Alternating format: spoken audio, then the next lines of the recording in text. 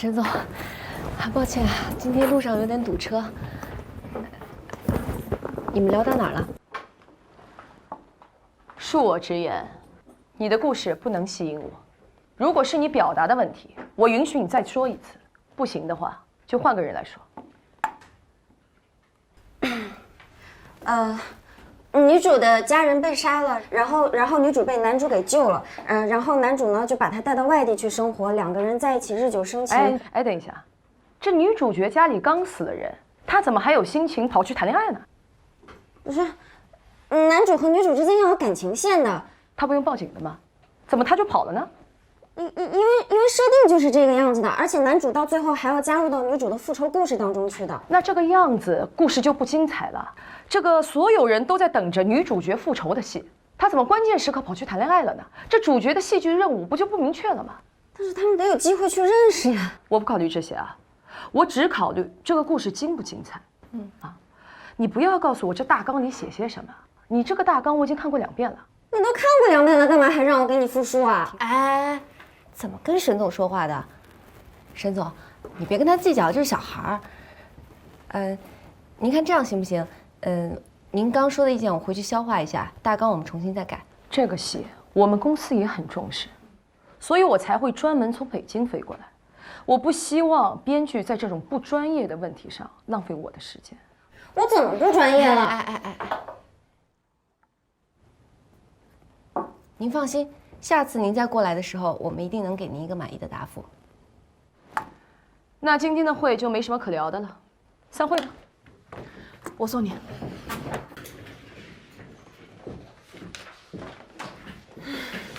走吧。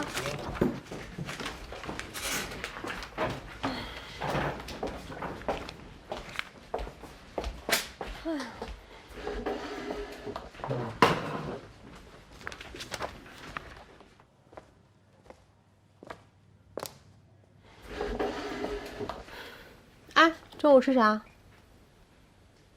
哪有时间出去吃啊？叫外卖吧。你不是说公司附近开了一家川菜馆吗？味道还挺不错的。今天不行，一会儿周姐回来肯定拉咱们开会。也是啊，只能叫外卖了。要不大家一起凑个满减吧？哎，甜甜啊，你吃啥？鱼香肉丝盖饭。本来呢，今天能吃花椒砂锅鱼的，结果现在只能吃鱼香肉丝盖饭了。大姐大本来就说过，大纲要改机稿的。那你就改了，反正你初稿剧本已经写完了，现在要改大纲，3稿是改，30稿也是改。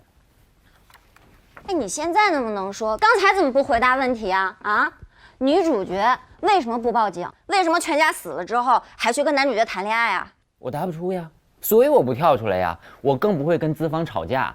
再者说，你才是编剧，剧本的问题本身就应该由你来回答。平时大家都是一个团队的，本子出问题了就开始分编剧阵营和编审阵营了，是吧？明明就是他问的问题就回答不了，他就是故意刁难人。你们吵够了吗？本来就是，那初稿的剧本他都已经认同了啊，现在又推翻重来，开始挑什么大纲的问题，他不是故意找茬是什么？要写一个精彩的故事，不精彩他过来干什么？好好，你没错，是我错了，行吧？我承认你有才华，可你的才华让你养成了一身的傲气，你都没有先听投资人的诉求，你就认为人特别傻。你至少先把人诉求听清楚了，你再想解决办法吧。是你们怎么都针对我呀？没有人针对你，沈总也没针对你，可能是你们刚刚沟通上出现了误会。你跟人这么一吵，我们整个团队的努力全都白费了，人家就会认为我们是一个特别不专业的团队。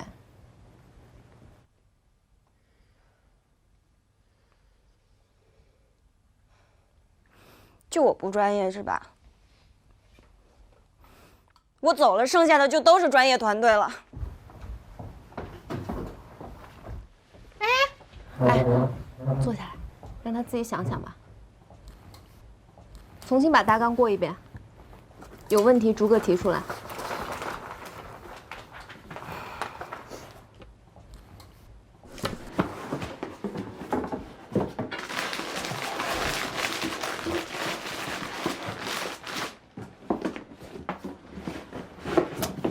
诗雅姐怎么还不回来啊？你这5分钟就已经问了10次，诗雅姐去别的店调货了。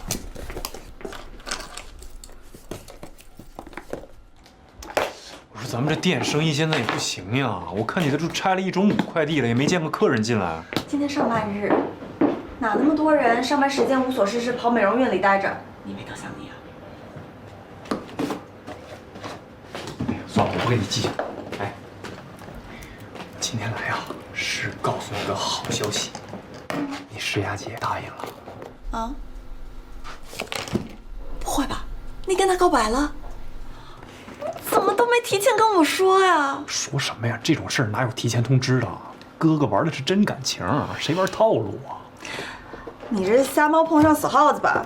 你别管什么猫，能抓着猫的就是好耗子，不是能抓着耗子就是好猫，对吧？再说了，结果比较重要，过程谁管它啊？我先说了呀，你可要对我们家诗雅姐好。要是敢让我知道你欺负她一点点，知道我这臭脾气的啊！知道，完全知道。我好不容易把她追到手，我好好心疼她。哎，这有一个诗雅的快递啊。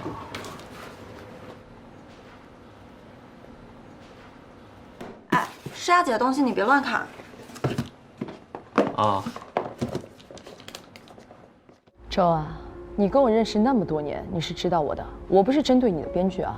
啊，我理解，大家都是为了把事情做好。是啊，要不就按照那个编剧说的，先改一稿看看。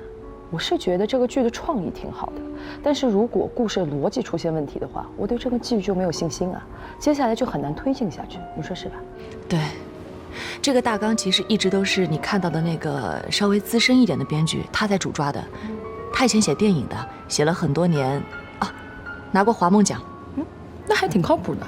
那刚才那个小姑娘呢？她是科班出身的吗？听说不是吧？但她也是写电影的，之前写了一部呢，快上映了，但是上映之前好像因为什么原因搁置了。年轻人嘛，性子总是稍微急一点。那就是没有作品呗。现在的小姑娘都不懂谦虚了。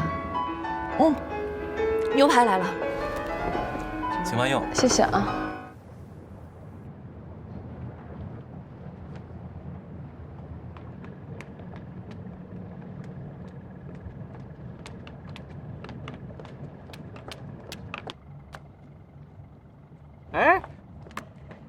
不好意思，我来晚了。我刚准备出门，突然来个客人。没事儿。小王子里不是说过了吗？在等待的过程当中，我都已经感受到了幸福。周老板，你还看书呢？低调低调，好不好？这要是让咱们那些竞争对手知道了我还会看书，哎呦，他们那心里得多紧张。周老板见识博广，是给我们店锦上添花呢。还行还行，我必须得说说你啊。你说你好歹也是个老板啊，成天在外边风吹日晒的，送货配货这些活都你自己干，让 Lucy 自己在店里边，这合适吗？店里总得有个人收发快递什么的。白天虽然客人不多，但是来了人你总得接待吧。行吧。哎，以股东的身份问你啊，咱什么时候分红啊？怎么，你零花钱又花光了？不是。分红当然等季末呀。再说了，上一季度的分红不才发给你吗？我想买块表。你可别逗了，周老板，你的表都是百达翡丽什么的，就我们这点小本生意的分红，哪够你买表的？别开玩笑。那个诗雅，我表丢了，我得买一块过渡一下。丢了？我刚刚隐约看到你手上有块手表啊。没有，真的没有。你看，丢了，什么都没有了，多空啊！是。哎，不会是这儿的服务员手脚不干净吧？不会。表这么贵，那得报警。服务员。哎，别，诗雅，多大点事儿，不至于报警，诗雅。哟，找到了！哎呀，真是，哎呀！我跟你说啊，就买这种贵的表吧，其实也特别不好。夏天呢戴着特别热，不戴吧又怕丢，就不像你手上戴这块就特别好啊，小巧精致。谁送你的？这个啊，哪有人送我呀？我自己买的。不过我这是便宜货，就为了配衣服什么的。我们家诗雅这审美眼光就是高级，啥时候你也给我配一配呗。穷人才讲究搭配，你有钱穿什么都帅。不是，你今天怎么了？我没怎么呀，我这不是向你学习吗？对不对？以前买的那些什么名牌、潮牌，以后不买了，嘿嘿，赚钱，然后把赚回来的每一分钱都投资在咱们 Y SPA 里，好不好？以后不管我爸妈要钱了。没有了，自力更生啊！行了，我不逗你了。我买的表你看到了？什么表啊？没看见？你在装。其实我早就发现了，就是想试探试探。那你什么时候送给我呀？准备？等吃完饭。服务员上菜。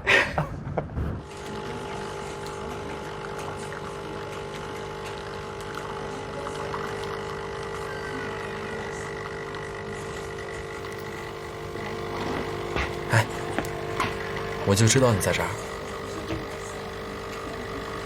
怎么了？周姐那边准备好要开会啦？我不是要跟你说公司的事儿，我是想跟你说，我突然想你了。你要不要喝点什么？我帮你做。真的，我不想喝。我现在只想抱你一下。别闹，抱什么？我没在闹。好了，我今天给你带了蛋糕。你就不要不高兴了嘛，好不好？我没有不高兴，真拿你没办法。快走吧，开会。等一下，现在公司这么多人，如果我亲你一下，可以吗？不可以。为什么？什么为什么？就一下，就一下。别闹了。好了好了，我不闹了。对了，今天婷婷没来公司，她会不会真的不写了？我会找他谈的。你就别操心了。走了，开会去了。那我们什么时候可以亲一下？你个头。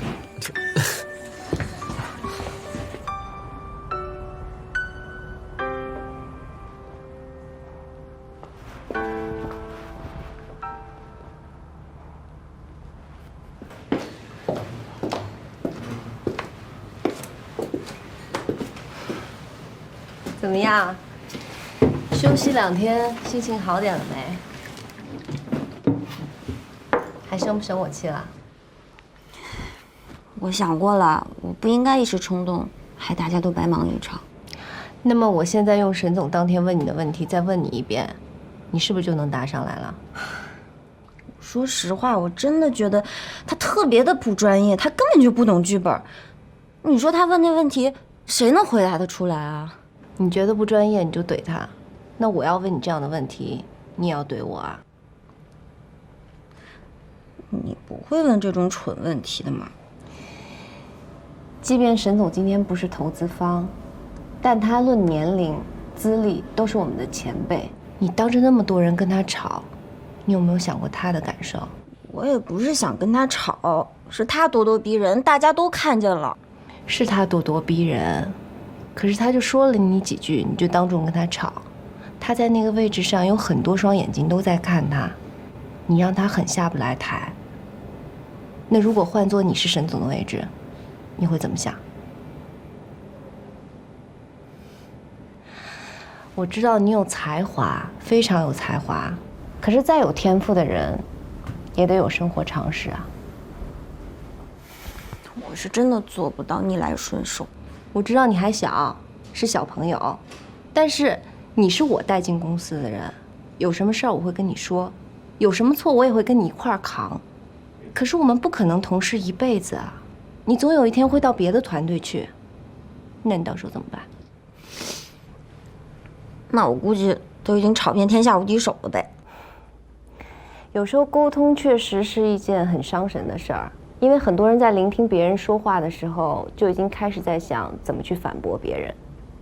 你的这个坏脾气，必须得改一改。其实，你是想跟我说共情，对不对？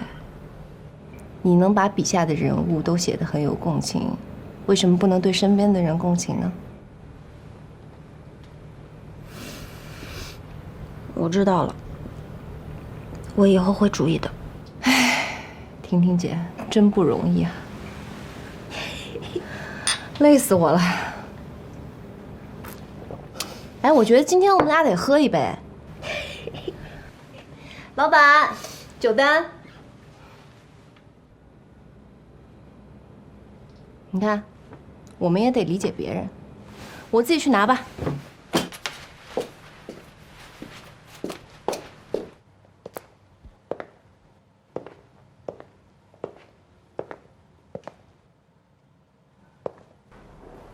哎，干嘛呢？干什么见不得人的事儿？吓我一跳，我还以为是徐有道呢。我告诉你啊，这是他私藏的好酒，你要不跟他说是我拿的，我就让你尝一口。这什么酒啊？陈年的花雕，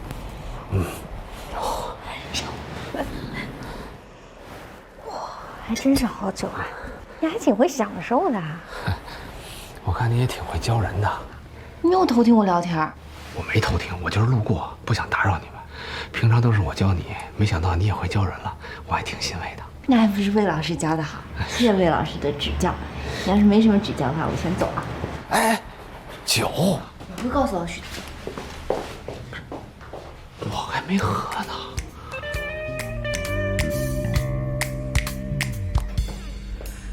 其实我找个人来修就行了，真的不用你亲自来。不用不用，马上就好了。而且道歉要体现在具体的行动上，才有诚意嘛。上次那个事情，我其实没有放在心上。那天是梦怡太着急了，她的性格就是这样子，她不是针对你。我知道，能理解，确实应该避嫌，毕竟咱俩只是老板和员工的关系。我和周晨宇已经在一起了。哦，对了，我看其他店里面都有在做冷光脱毛，我也想买台机器，申请已经发到你邮箱里，你有空看一下。你想买什么机器就买吧，就告诉我一声，不用特别申请。我就是个打工的，还是按流程走吧。你知道，我从来就没把你当成只是一个打工的。你要是觉得我工作还不错，那你可以给我加点分红。这钱不是问题，但我们之间就只剩钱的话题可以聊了吗？其实我想了很久，如果我离开 Y Spa， 还能不能找到像你一样又大方又对我好的老板，也不是不能吧，但是肯定没那么容易。不是啊，而且我也替你想了一下，你也找不到比我更加认真负责的员工了，所以我们就保持现在这样的关系吧。什么关系啊？宾主尽欢的关系。我帮你挣钱，你也让我挣钱。如果我以前说了什么让你误会的话，或者是做了什么让你尴尬的事情，我希望你就假装没有发生过，忘了。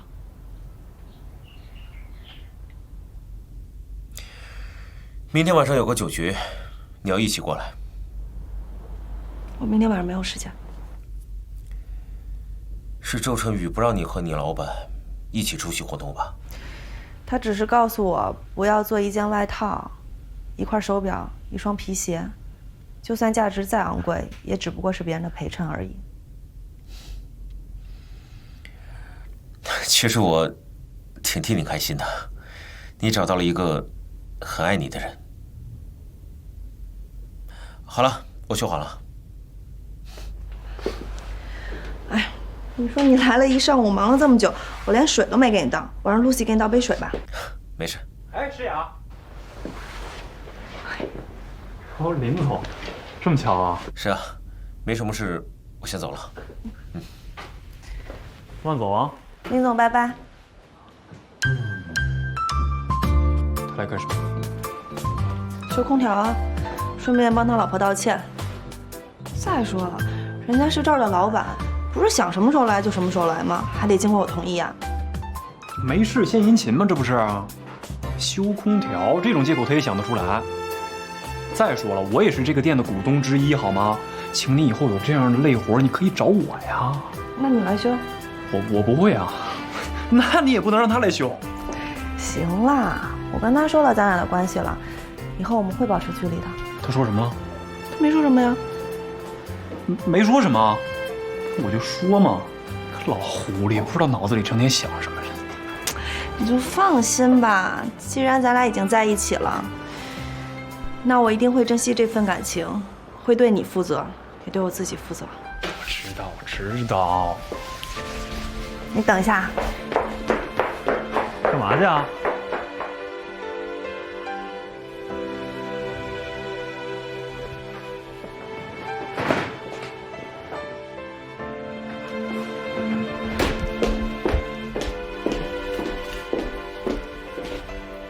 什么呀？送给你的，一直都是你送我礼物，我也没送过你什么。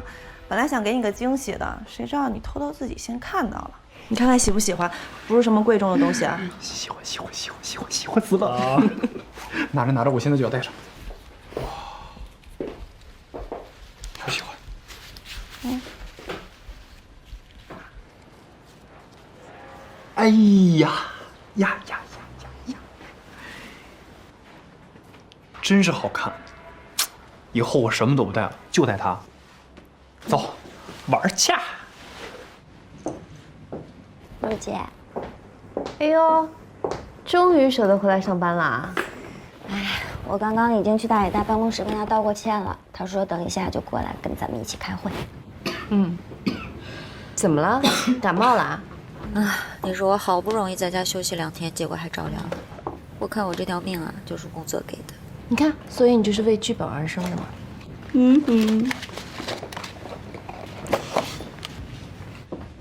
咖啡。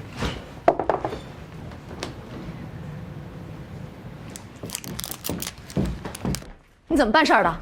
啊？让你给导演订机票，你给我全订成下个月的啊！导演现在人在机场，临时买不到票，你教教我怎么办？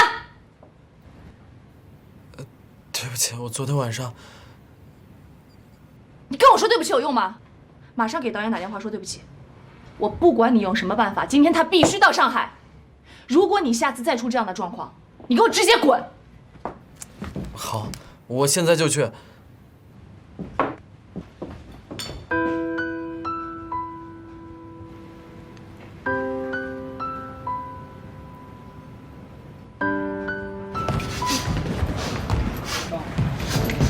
你真的一句话都没帮他说？那种情况下，我说什么都很尴尬。你说的也没有错啊，工作和生活的事情本来就两回事儿。他把票给订错了，跟你有什么关系？如果因此还生你的气，那完全就是个玻璃心啊！如果是我的话，我会帮他说2句，至少别让他那么难堪嘛。又不是所有人都像我姐那样刀枪不入。你说他脸皮厚？你说的。知耻而后勇，懂吗？我说你们2个人也真有意思，也不知道是想不开呢，还是社交圈实在是太窄，非要找在工作上认识的人。哎，你说的好像你不是一样。哎，你跟徐海峰这次是玩真的吗？我跟你们说过800遍了，我们俩是为了父母，为了哄父母。你信吗？不过，你别听我说。不过，好说。不过最近，他老在我办公室面前晃来晃去，对我死缠烂打的。不对，他还抢我客户。所以说啊，禁止办公室恋情是对的。你别说我的八卦了，是呀，你跟周春雨已经这个样子了，什么时候带来给我们认识认识啊？过段时间吧，最近太忙了。哎，不过跟你讲真的啊，我没想到他挺会照顾人的。以前都是我照顾别人，现在突然换成他照顾我，我还有点不习惯呢。狗粮撒的，哎呦，听起来不错嘛，反正比露露那个小幼稚鬼要强。哎，你怎么把自己整得像恋爱专家一样？没听说过吗？闺蜜是半个丈母娘。我对你们事情操碎了心，你们还不领情？哼！哎呦，田妈妈，你叫我什么都可以，没关系，反正我不会给你红包的。田妈，滚！你跟着捣乱，脖子好疼。我脖子也好疼。陆妈，我来了。那我呢？田妈，我来了。可以。好吧。变装时刻能够找到的最早记录是2009年的7月25号，就是他首播的日子。10年前怎么流行这蓝色眼影啊？真难看。请不要关注这些无关紧要的细节好吗？这个节目当时播出的1个月之后，就创下了当年卫视综艺类节目的排名前3，不仅创下收视纪录，而且给当时的制作公司赚了一大笔钱。他们的老板因此还上了杂志。圆梦影视公司的前身不就是追梦吗？对呀，追梦公司当时驻烧的时候，没有处理好版权方面的问题，当时大家都没有这个意识。没错，徐总给我那些资料里面啊，我都看了。我发现这个变装时刻从委托制作、使用、版权转让、后期维权以及这个版权最终归属问题，都存在种种瑕疵。也就是说，圆梦公司 logo 被盗用了。想要打赢这个官司的话，必须要先证明变装时刻是属于圆梦公司的。没错。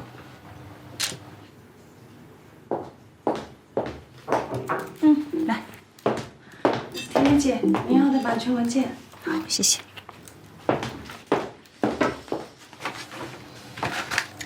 你把圆梦徐总给我们的资料调出来一下。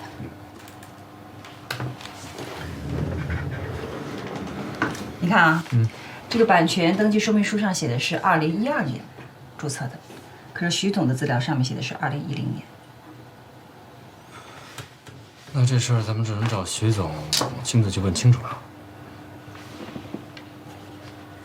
现在是这样的，我来给你加点水。谢谢。有事吗？啊，有点事情。徐总，是这样的，根据版权说明书上所说，变装时刻的 logo 版权登记时间是2012年，跟您所提供的购买 logo 的时间不符。您确定您提供的时间是准确的吗？那我让公司的人再查一下，好吧？再查历史记录。麻烦你了。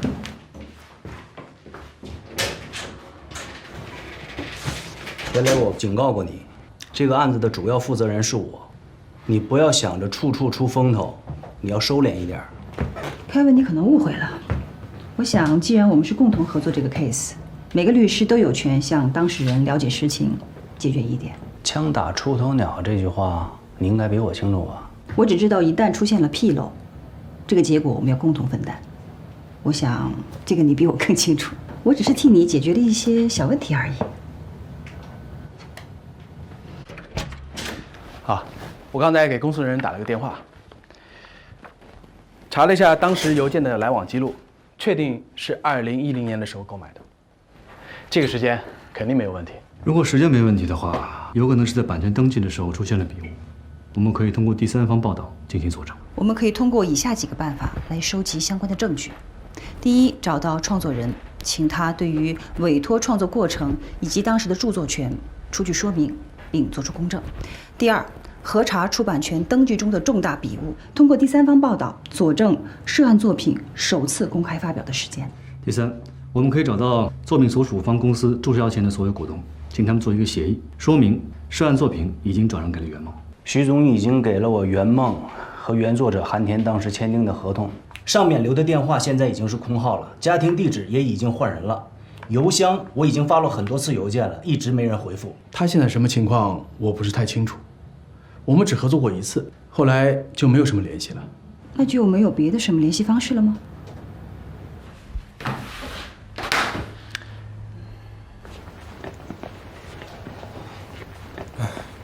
这个提货单，你拿着。到时候人家送货，记得给他。嗯，还是你厉害，不但会组装家具，还懂木头。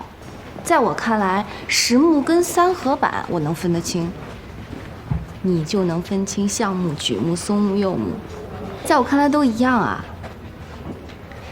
怎么了？愁眉苦脸一整天了，开心点嘛。昨天，周志平在公司那样骂我，你怎么就不帮我多说一句啊？婷婷还在旁边看着呢。你还在为昨天的事儿生气啊？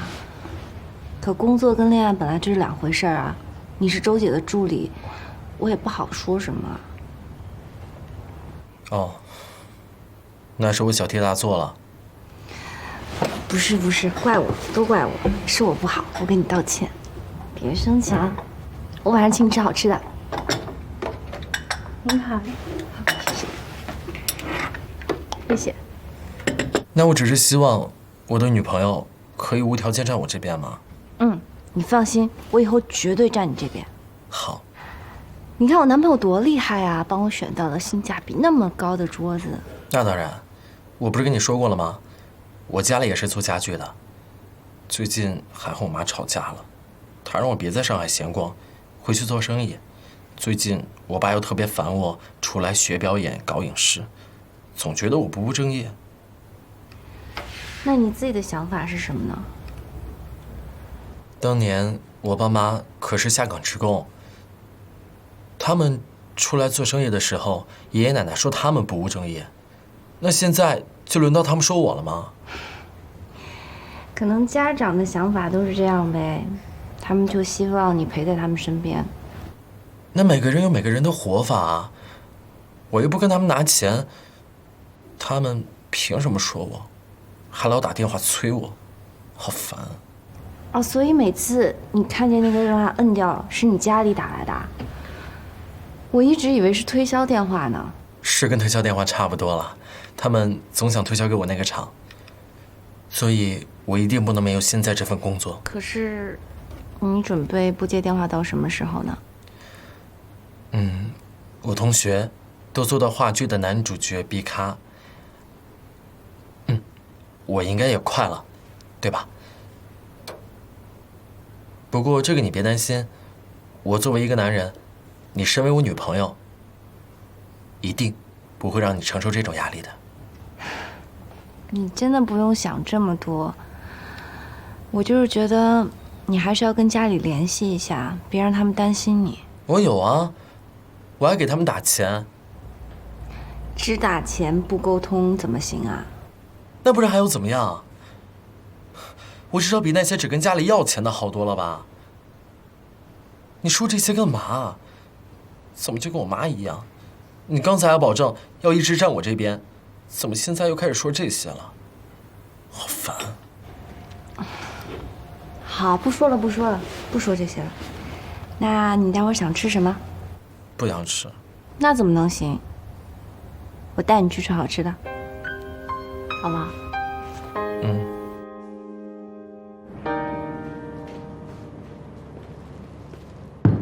猜到你在这儿，来蹭个饭，不介意吧？你蹭饭，我蹭酒，公平啊！刚醒好的。哎，晚上你有演出，我们一起吃个晚饭，然后搭我的车去演出场地吧。哦，看来你都给安排好了。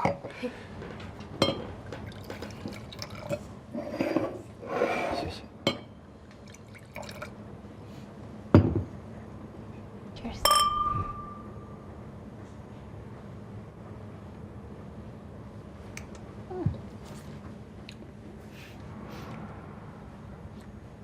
这儿。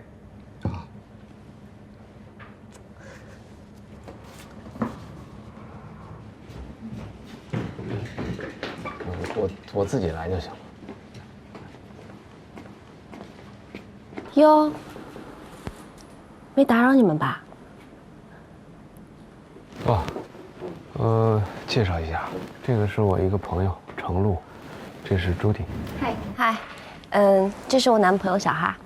那一起吧，正好我点的菜还没上呢，我让他多加几个。好呀。我刚刚已经跟老许说过我们要吃什么了。你再看看，你还有什么想吃的？你有什么想要的吗？我已经点过了。好。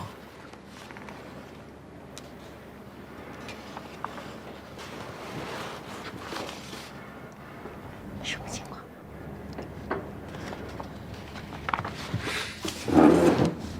没什么呀。我点那吃的，咱俩都不够，你让他们一块吃哪成啊？你放心吧，即使我们没点菜，你的菜先上，我也得先吃你的。嘿，不是你俩关系不错。对，大教授，我怎么高攀得起啊？程大编剧，您就别谦虚了。你长那么漂亮，能看上他，真是走狗屎运。喝点吗？你要喝红酒吗？红酒。不用了，谢谢。那我们喝冰可乐，好吧？好。老许，拿2听冰可乐。来，先喝口热汤。哎呦，4个人都在啊，局面挺复杂的嘛。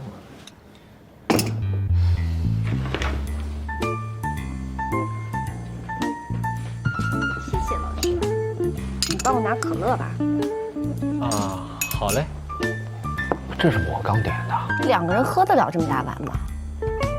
先尝尝。好。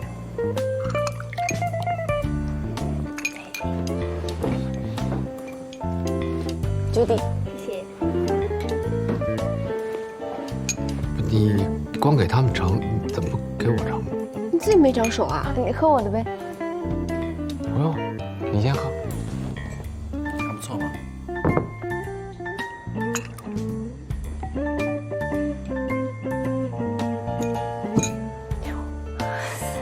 算你有良心。教不严，师之惰啊。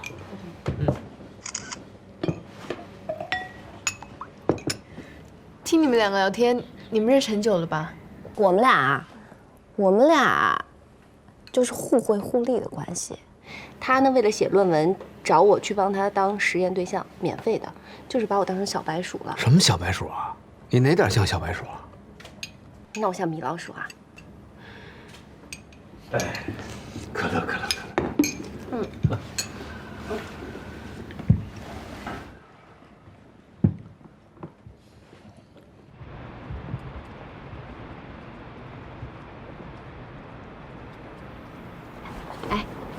你觉得 Judy 怎么样？Judy 啊，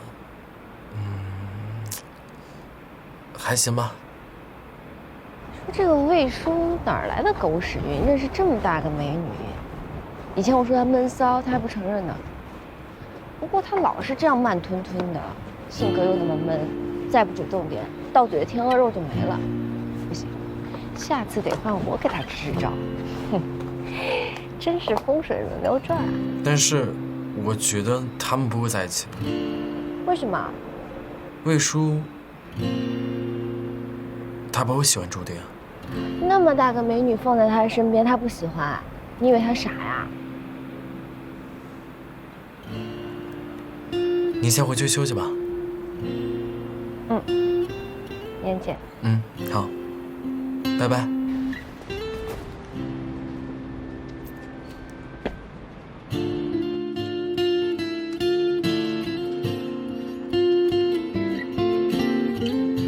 魏大师，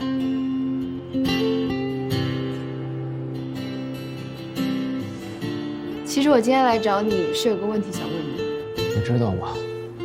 虽然在心理学方面我是个专家，但在感情问题上，我和普通人一样困惑。我认识一个人，他把大部分的时间都浪费在胆怯和摇摆不定上，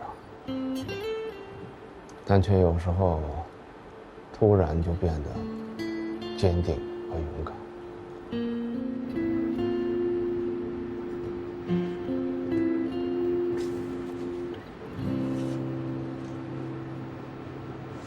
你一直说的那个朋友就是陈露吧？你喜欢他？你喜欢他，但又搞不定。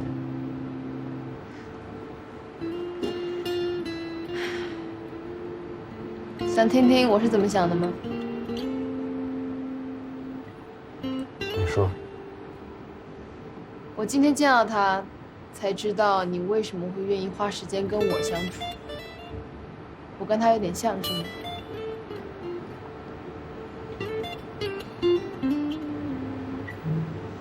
可惜我们终究是不一样了，感情是有先来后到的。可是人的一生中，其实会遇到很多合适在一起的人，喜欢谁又没有走到最后，那又怎么样呢？